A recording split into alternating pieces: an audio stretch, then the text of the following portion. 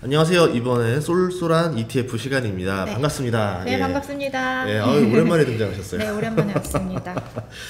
요새 참 저는 쏠 ETF 하면서 느낀 게 네, 트렌드가 참 있는 것 같아요. 네, 우리 한창 처음 뵀을 때 21년도였었을 거예요, 아마. 맞습니다. 그때. 네. 그때 또 탄소 한창 이야기 있었었고. 탄소 배출권. 그 다음 있을 때 좀 기억에 남는 게 조선 쪽. 맞습니다. 예, 조선. 예, 되게 히트작이 나왔잖아요. 맞습니다. 그리고 그 다음에 원전. 네, 원자력, 네, 미국 미국 원자력, 원자력, 네, 네, 한국 히트 원자력도 있었고, 있고, 뭐 양자 컴퓨팅도 있고. 아, 맞네요.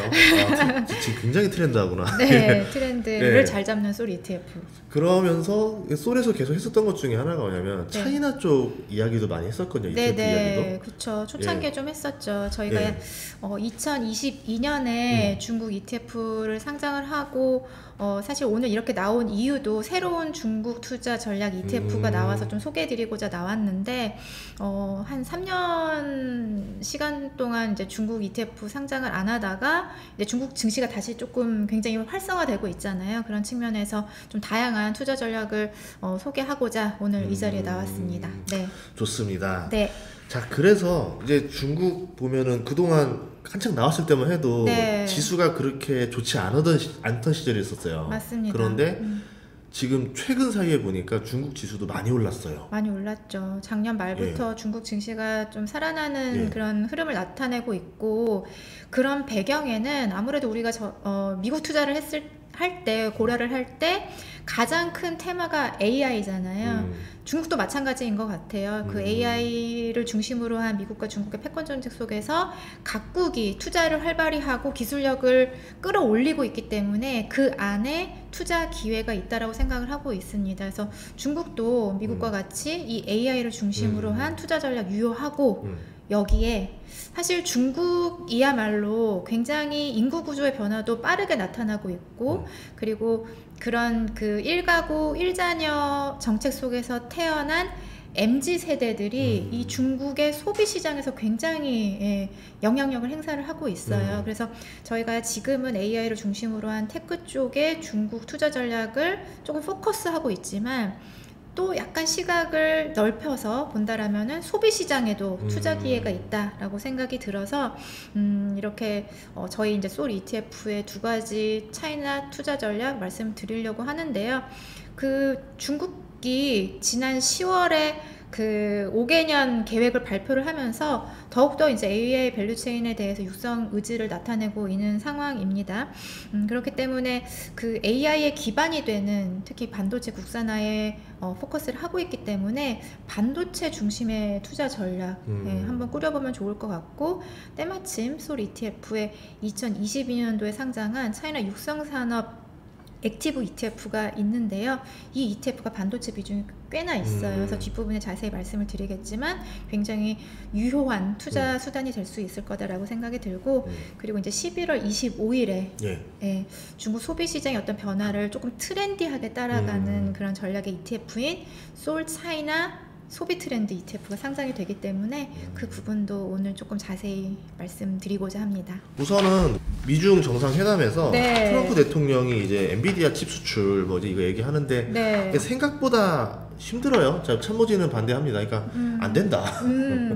이제 트럼프는 어떻게 보면 좀 돈의 원리를 생각하는 거고 참모진들은 맞아요. 안 된다. 이제 AI는 서로 서로 경쟁 상태이기 때문에 안 된다 이렇게 보고 있기 때문에 네. 그럼 중국 입장에서도 이 상황에서는 그러면은 기술 발전을 위해서 더 자립화를 해야 된다. 네. 이렇게 생각할 거 아니에요. 네. 그러면 중국 반도체 산업은 지금 어떤 상황인 거예요? 그쵸. 중국의 AI 그 산업이 굉장히 중요한 변곡점을 맞이한 게 올해 초인 것 같아요. 딥시크의 출현으로 중국의 그 AI 기술, LLM 모델에서 미국과 중국의 격차가 빠르게 축소가 되고 있다라는 것을 저희가 확인을 할 수 있었고, 그렇기 때문에 미국 AI 투자하시는 분들이 좀 걱정을 하셨죠. 이제 중국이 따라오는구나, 미국 AI도 이제 끝물인가 보다 했지만 오히려 그런 것들이 긍정적인 시너지가 나는 것 같아요. 미국도 중국이 빨리 따라오니까 더욱더 투자를 많이 해서 기술의 격차를 그 확대하겠다라는 의지가 있고, 중국은 딥시크로 한번 우리의 그 능력을, 실력을 검증을 했으니 더 빠르게 따라가겠다, 이런 의지가 있는 것 같습니다. 그래서 미국 AI를 볼 때 우리가 가장 중요하게 지금 거론을 하고 있는 부분이 버블론을 좀 이렇게 완화할 수 있는 그 근거가 빅테크들의 투자죠. 빅테크들의 투자가 생각보다 더 많이 되고 있네. 아직 AI는 더 성장할 수 있겠다라고 생각을 하는 것처럼 중국에서도 빅테크의 어떤 투자 확대가 중국 AI 그 산업의 발전을 이끌고 있다라고 말씀드릴 수 있을 것 같아요. 알리바바가 향후 3년간 이제 AI 분야에 3,800억 위안, 한국 돈으로 이제 한 77조 원 투자를 계획대로 집행할 것을 강조를 하기도 했고요. 그리고 이제 딥시크가 지난 2025년 8월에 중국산 AI 반도체 칩과 호환이 되는 그런 모델을 발표를 하면서 중국의 이제 반도체 자립에 조금 그 리더로서 역할을 하고 있다라고 말씀드릴 수 있을 것 같습니다. 이렇게 빅테크의 투자 의지에다가 중국의 반도체 산업을 긍정적으로 보는 이유 중 하나는 또 정부의 의지겠죠. 정부가 적극적으로 육성을 하고 있는 부분인데요. 기억을 하실 거예요. 저희가 이제 소울도 그 반도체 소부장 ETF가 있었죠? 2023년에 상장을 하면서 굉장히 투자자들의 많은 그 어떤 공감대를 형성을 했는데, 우리나라도 2019년에 일본에서 수출 규제를 했습니다. 반도체에 대해서. 그러면서 그 소부장, 반도체 소부장의 국산화의 니즈를 크게 느꼈고, 그때부터 정부에서 적극적으로 육성을 했단 말이죠.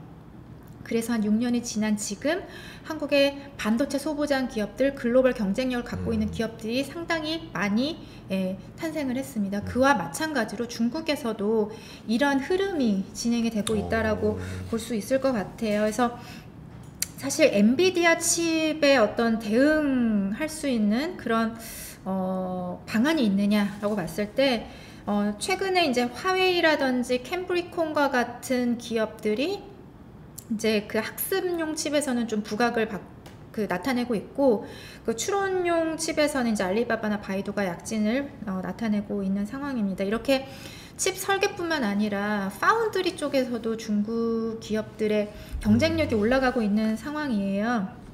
최근에 그 파이낸셜 타임스 보도에 따르면은 그 화웨이의 AI 칩을 이제 그 국내에서 생산할 수 있는 그런 AI 파운드리 공장이 올해 말부터 가동이 될 것이다 라고 얘기를 하고 있는데, 우리가 그 중국의 파운드리 기업이라고 하면 이제 스믹을 가장 먼저 떠올리실 텐데, 이 화웨이의 AI 반도체 칩을 이제 스믹에서만 다 커버를 할 수 없는 정도의 양이라고 하더라고요. 그래서 다른 파운드리 기업들에게도 기회가 열려 있다라는 그런 평가들이 있는 것 같습니다. 그래서 저희가 여기 화면에서 자료를 갖고 나왔는데, 중국의 이제 주요 파운드리 기업 현황을 한번 보시면은 뭐 스믹이라든지 화홍이라든지 넥스칩이라든지 뭐 유나이티드 노바 이런 기업들이 있어요. 근데 이 기업들이 다 어디에 상장이 되어 있느냐?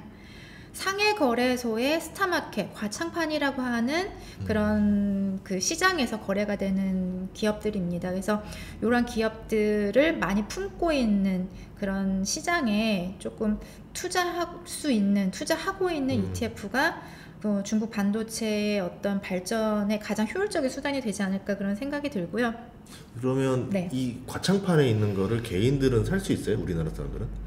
근데 이제 그 홍콩을 통해서 스타커넥트로 통해서 투자할 수 있는 기업들도 있지만, 대부분이 사실 조금 투자가 어려운 상황이기 때문에 ETF를 통해서 간접적으로 투자할 수 있는 방법이 있습니다. 그래서 국내 그 주식 시장에도 과창판 관련된 ETF들이 상장이 되어 있고, 저희 소울 ETF에서도 여기에 약간 그 운용의 유연성을 가미하기 위해서 이제 과창판 50 지수를 비교 지수로 하는 소울 육성산업, 차이나 육성산업 액티브 ETF가 있고, 중국의 어떤 반도체의 어떤 발전에 공감을 하시는 분이라면 굉장히 효율적인 수단이 될 수 있을 거다라고 생각이 듭니다.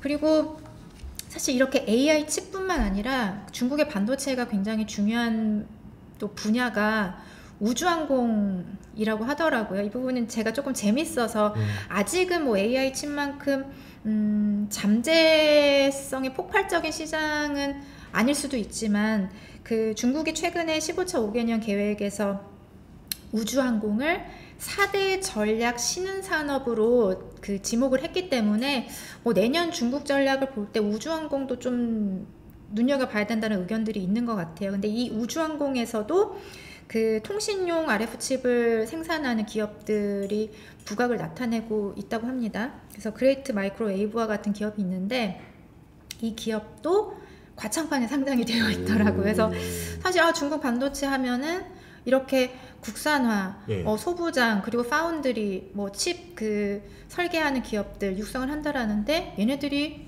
상장되어 있는 주요한 거래소가 어디지라고 봤을 때 이제 상해 거래소의 과창판을 좀 떠올리셔야 되지 않을까 그런 생각이 드는 상황입니다. 네. 이게 생각보다 네. 기술 속도 많이 따라오고 있네요. 많이 따라오고 있는 것 같아요. 그러니까 국가가 그러니까 이제 전력으로 이렇게 투하를 하면 네. 이게 그 속도를 따라가게 되고, 그럼 미국 입장에서도 또 따라잡힐까 무서우니까 또 더 투자를 하게 그러니까요. 되고 시장 자체가 커진다 이렇게 볼 수 있는 거구나. 그렇죠. 예, 이제 AI를 여러 산업에 융합하기 위해서는 그 기술력이 더 발전을 해야 될 텐데 미국과 중국이 싸우면서 이제 좋아지는 거죠. 상황은 더욱더 기술력이 같이 동반 상승하니까. 그래서 이게 누가 이길까, 누가 승기를 들까 이런 것을 본다기보다 그런 경쟁 속에서 좋은 환경이 더 우리가 생각한 것보다 빠르게 올 수 있겠구나 라고 해석하는 것이 맞지 않나 생각이 듭니다. 좋습니다. 그러면은 이제 이 흐름에 따라갈 수 있는 솔 ETF가 있나요? 네, 있습니다. 그래서 앞에서 설명드릴 때 이미 이제 그 이름을 말씀드린 것 같은데 솔 차이나 육성산업 액티브 ETF입니다. 저희가 이제 과창판의 그 개설의 배경을 봐야 될 것 같아요.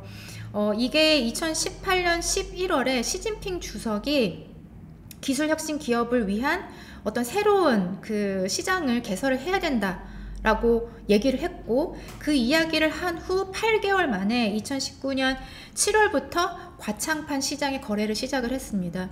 이게 한번 논의가 되고 개설이 될 때까지 8개월밖에 안 걸렸다라는 그 부분 때문에 그 당시에 굉장히 주목을 많이 받았는데요. 그러니까 이 혁신 기술에서 굉장히 그 어떤 자본 시장을 통해서 그 투자할 수 있는 여력을 확보를 하고 조금 더 쉬운 그런 통로를 마련해 주기 위해서 개설이 된 시장이기 때문에 저희 솔 ETF에서는 중국이 육성하는 그런 산업, 그 기업들에 투자하는 전략의 ETF다라고 해서 차이나 육성산업 ETF로 네이밍을 했고요. 그 지수에 분포도를 한번 보시면 과창판 50입니다. 그 스타마켓 과창판 시장에서 좀 규모가 가장 큰 50개 기업에 투자하는 그 전략의 지수인데 반도체가 70%예요. 네, 굉장히 그냥 반도체 지수네요. 네, 맞습니다. 반도체 지수이고 상위 종목들을 보시면은 사실 이제 중국 반도체 관심 있으신 분들은 올해 캠브리콘 굉장히 많이 들어보셨을 거예요. AI 반도체 칩 설계하는 기업으로서 굉장히 각광을 받고 있는데 이 지수에서 10% 정도 비중으로 가장 많은 비중을 차지하고 있고요. 그리고 이제 하이콘 인포메이션 테크놀로지도 한 10%. 이 기업은 이제 뭐 CPU라든지 GPU 국산을 이끌고 있는 대표적인 기업이라고 보실 수 있을 것 같고, 그리고 스믹, 파운드리 기업입니다. 여기에다가 이제 최근에는 우리나라 반도체 산업의 성장에서 예전에는 HBM만 얘기했다가 지금은 HBM 생산 때문에 그 공급이 축소된 범용 D램도 가격이 엄청 오르면서 많이들 관심을 갖고 계시고, 이제는 AI에서도 낸드 분야의 이제 메모리도 굉장히 수요가 올라가면서 중요하게 언급이 되고 있는데, 이 과창판 50 지수에 바이윈 스토리지 테크놀로지라는 낸드 기업도 포함이 되면서 중국의 어떤 그 반도체 밸류체인을 좀 오롯이 담고 있는 ETF다라고 설명드릴 수 있을 것 같습니다. 이렇게 딱 보니까 그냥 반도체 어떻게 보면은 그 기술 독립을 위해서 만들어낸 과창판 지수다 볼 수 있네요. 네, 거의 다 들어가 있네요. 네, 다른 뭐 약간의 뭐 소프트웨어, 뭐 헬스케어 조금 들어가 있지만 보시면 반도체 이외에도 IT 기업이 대부분이기 때문에 정말 IT에 특화된 지수다라고 설명드릴 수 있겠습니다. 예. 그러면 이제 중국은 어쨌든 이제 AI 경쟁 때문에 AI 이렇게 투자를 많이 하니까 이쪽으로 돈이 쏠리기도 하지만 또 지금 하나가 이제 소비를 살려야 된다는 얘기 많이 나오고 있거든요. 맞습니다. 그래서 또 솔에서 그러면 소비 아까 관련해서 ETF 있다고 했는데 어떤 건가요? 그렇죠. 저희가 지금은 중국을 바라볼 때 미국과의 어떤 패권 전쟁 때문에 테크, 뭐 IT, 반도체 이런 쪽 많이 보고 계신데 중국은 소비 시장도 굉장히 빠르게 변하고 있는 것 같아요. 기존에 우리가 이제 중국 소비하면은 비싼 술이죠. 마오타이. 근데 그게 시총 1위 아니었었어요? 시총 1위였었죠. 마오타이 굉장히 많이 생각을 했었고, 그리고 중국인들이 어딘가 간다라고 하면은 명품이고 고급차고, 이런 중국인들은 뭔가 사치, 자기 그 어떤 재력을 뽐내고 싶은 그런 소비를 많이 한다라고 생각을 했었었는데, 그렇기 때문에 중국 소비 시장에서는 그러한 기업들이 각광을 받았는데, 지금은 더 이상 그런 트렌드가 아닌 것 같아요. 네. 중국 여행객들 한국 많이 들어온다고 하면은 예전에는 면세점 관련된 그 기업들의 주가가 많이 올랐죠. 근데 최근에는 중국 관광객 들어온다고 했을 때 면세점 안 가고 올리브영 가요.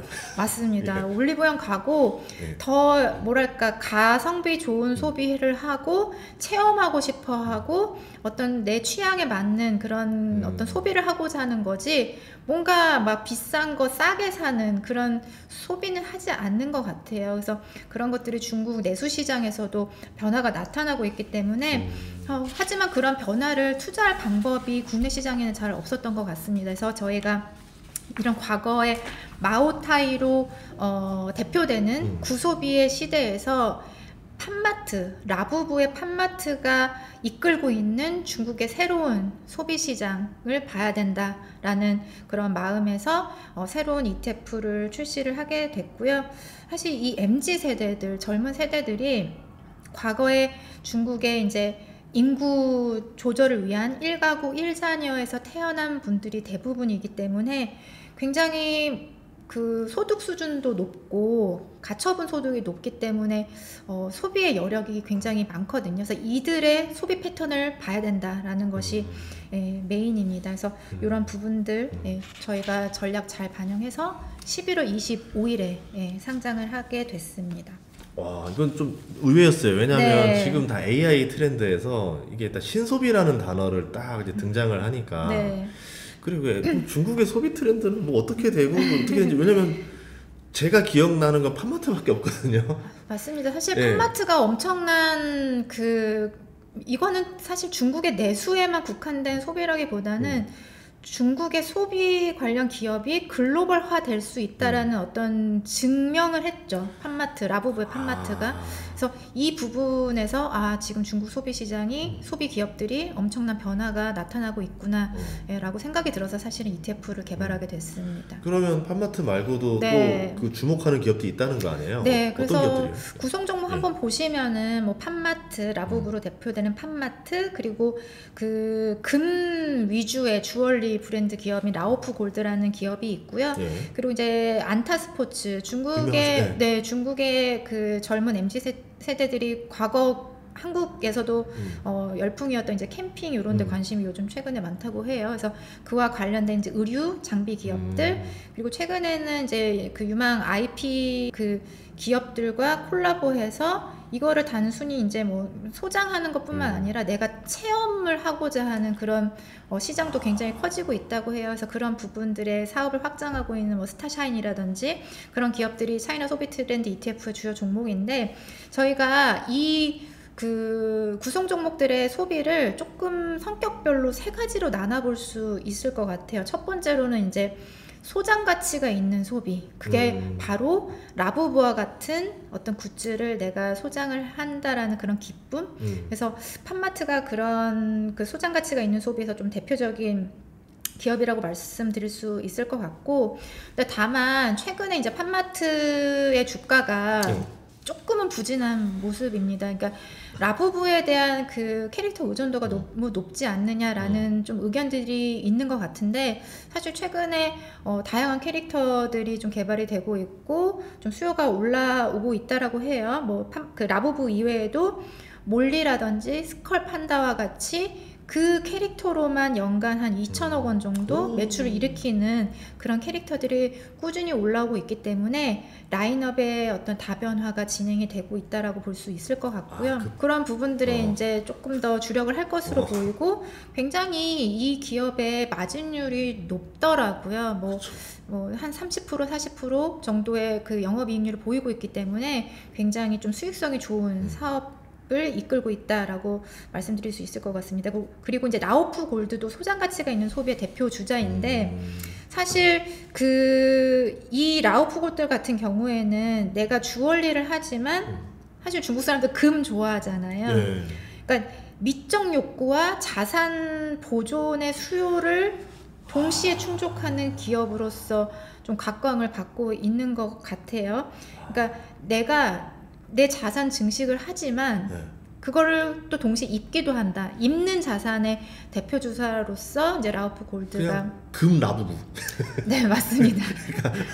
그래서 이게 가격대가 아무래도 금 가격에 조금 연동이 되기 때문에 굉장히 고가의 상품임에도 불구하고 지금 중국의 MZ세대에서는 굉장히 좀 수요가 많이 올라가고 있다라고 해요. 그래서 명품 브랜드 고객과 거의 한 70-80% 정도 고객층이 겹치고 있고, 뭐 백화점 매출도 다른 명품 브랜드와 견줄 만한 수준이라고 하더라고요. 그래서 이 부분도 좀 재미있는 소비인 것 같고요.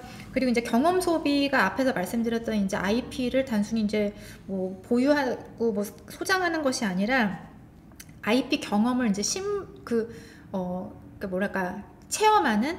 그래서 스타샤인 같은 경우에는 최근에 그 호날두 박물관 그리고 원피스 애니메이션 전시회 운영을 하면서 좀 사업 영역을 다각화하고 있다라고 합니다. 그러니까 내가 뭐 팬덤이 있는 어떤 스포츠 스타라든지 캐릭터라든지 이런 것들을 경험을 하는 거죠.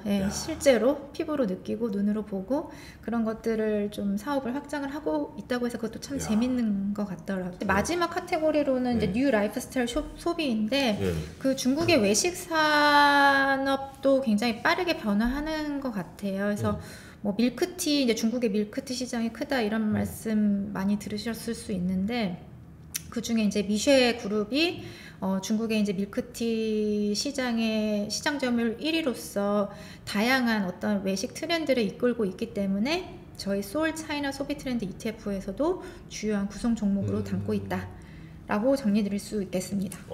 그러면은 이제 중국 소비를 이제 신소비라고 했잖아요. 네. 구소비는 어떤 건지 이제 좀 비교를 해서 정리해 볼 수 있을까요? 그렇죠. 저희가 이제 중국의 소비 시장을 이렇게 요약할 수 있을 것 같아요. 중국 소비 시장, 마오타이의 시대에서 팜마트의 시대로 이렇게 정리를 할 수 있을 것 같은데, 사실 마오타이는 단지 뭐 고급 술, 비싼 술뿐만 아니라 어떤 지위, 관계, 성공의 상징이었습니다. 그래서 2010년대에 중국의 소비를 본다라면은 이 과시 욕구가 소비의 어떤 그 욕구를 이끌어내는 주요한 키 드라이버였기 때문에 고급 술이라든지 명품이라든지 고급 차라든지 이런 소비 시장이 굉장히 컸었는데, 지금 중국의 소비 시장은 단순히 보여주기식이 아니라 나의 어떤 취향에 맞는 그리고 공유할 수 있는 그런 소비로 확장이 되고 있다라고 말씀드릴 수 있을 것 같아요. 그래서 뭐 아트토이라든지 컨텐츠라든지 IP라든지 새로운 어떤 외식 그런 경험 이런 것들이 주요한 키워드다라고 볼 수 있을 것 같고요. 마오타이가 그 권력의 술이었다면 팜마트는 취향의 언어이다, 이렇게 좀 정리를 드리면서 사실 올해 이 두 기업들의 주가 흐름을 보면은 굉장한 차이를 나타내고 있습니다. 마오타이는 연초 이후에 뭐 꾸준히 조금 이렇게 약간 이렇게 힘이 없는 모습이죠. 한동안 안 올랐어요. 네. 그런데 이 팜마트 같은 경우에는 5월 이후에 굉장히 많은 상승을 하면서 지금은 약간 빠르게 올라온 그 주가에 약간은 좀 부담을 느끼면서 다른 그 레벨로 그 주가 레벨을 좀 터치하는 그런 구간이라고 볼 수 있는데, 그만큼 이 두 기업의 주가 흐름만 보더라도 중국의 소비 시장이 얼마만큼 변하고 있는지 그렇기 때문에 기존의 중국 소비 투자 전략으로는 이 흐름을 따라갈 수 없기 때문에 새로운 전략이 필요하고, 그러한 배경에서 이제 소울 차이나 소비 트렌드 ETF가 이런 중국의 소비 시장에 투자하고 싶으신 분들에게 좀 적합할 수 있겠다라고 말씀드릴 수 있을 것 같습니다. 오히려 들어보고 나니까 이게 네. 또 중국은 또 그거잖아요. 우리나라 또 여행도 많이 와서 소비도 많이 하다 보니까 네. 이 소비 트렌드가 한국의 여행 소비 트렌드에도 영향을 줄 수밖에 없다라는 게 좀 딱 느껴지네요. 맞습니다. 네. 자, 그럼 마지막으로 네. 중국 투자에 있어서 한 말씀 부탁드리겠습니다. 네, 뭐 우리가 이제 미국의 전략 산업을 중심으로 그 다양한 그 미국 투자를 하고 있는데 중국도 마찬가지라고 생각이 들고요. AI 시대에는 결국에는 반도체부터 튼튼하게 하고 가야 되기 때문에 미국보다 조금 늦게 출발하고 있는 중국의 AI를 투자를 할 때에는 중국 반도체를 우선적으로 좀 우리가 투자를 해야 되지 않나 그런 생각이 들어요. 저희가 솔 ETF가 또 미국 AI 시리즈를 많이 갖고 있잖아요. 많이 있죠. 예. 그래서 처음에 저희가 상장한 것이 이제 반도체였고, 그 다음에 이제 전력 인프라, 전력 쇼티지니까 거기에 실질적으로 이제 서비스를 제공하는 소프트웨어 기업이 수혜를 볼 것이다라고 하면서 그러한 순서대로 상품을 상장하고 운용하고 있는데, 중국도 그런 흐름을 따라가지 않을까 그런 생각이 듭니다. 그래서 반도체 육성 의지가 정부가 강하기 때문에 그런 부분 좀 고려하시면 좋을 거다라고 생각이 들고요.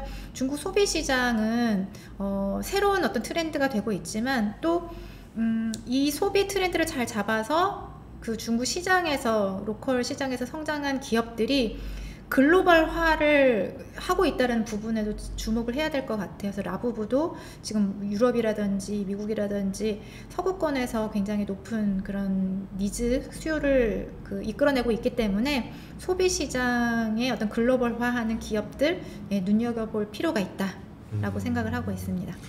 네, 그러니까 이렇게 또 한 번씩 ETF를 통해서 우리가 이제 몰랐던 분야를 알게 되잖아요. 네. 그러면 또 이제 이 공식을 우리가 또 배워가지고 또 본인의 투자에 도움이 될 수도 있거든요. 네. 저는 좀 많이 도움받고 있어요. 네, 감사합니다. 오늘 출연해서 감사합니다. 네. 쏠쏠한 ETF 시간이었습니다. 고맙습니다.